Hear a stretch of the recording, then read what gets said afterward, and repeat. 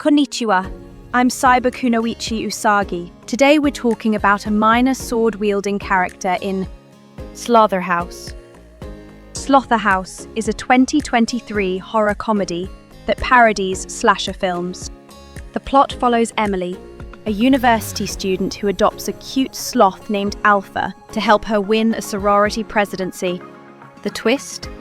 Alpha is a highly intelligent, vengeful killing machine. Despite being a sloth, Alpha can drive cars, use social media, and, most importantly for our conversation, engage in high-level combat.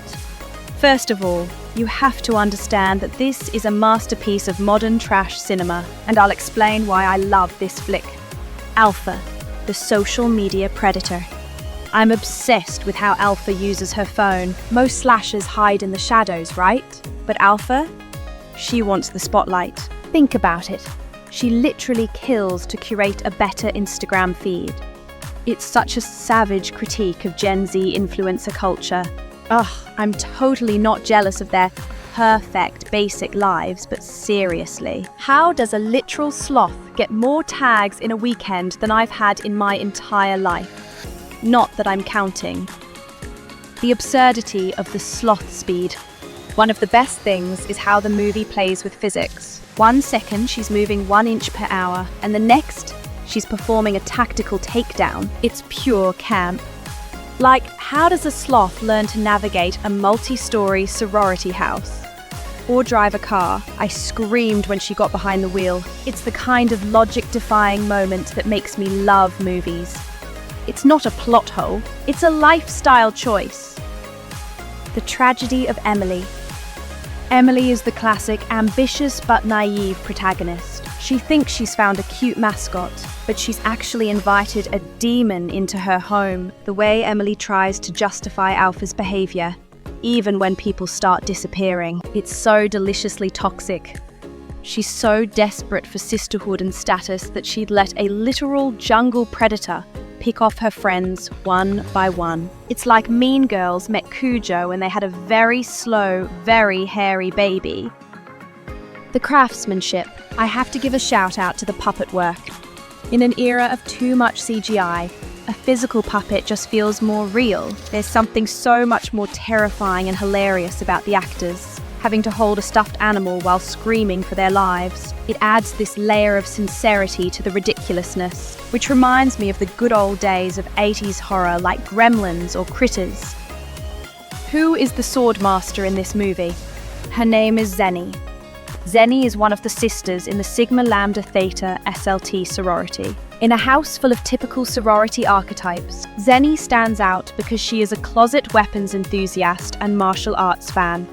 Her skills and swordsmanship when Alpha the Sloth goes on a full-blown, murderous rampage through the sorority house. Most of the girls panic. Zenny, however, reveals that she has been waiting for a moment to use her collection. The weapons. Throwing knives. These are her primary ranged weapons. She's seen handling them with a lot of confidence before the big showdown. The scene where she's throwing those knives is so intense. You can tell she's been practicing in her room for years, probably hitting a target on the back of her door between classes. Katana. She is the only character who attempts a formal, choreographed duel with the sloth. She takes a traditional fighting stance and engages Alpha in the hallway. Technical skills.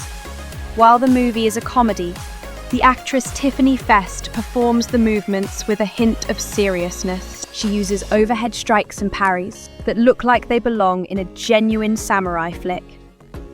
The duel. Zenny versus Alpha. The fight is legendary because of its absurdity. Despite being a sloth, Alpha is fast enough to dodge Zenny's blade. At one point, Alpha actually blocks the katana with her claws, mimicking a classic sword trap move. The conclusion.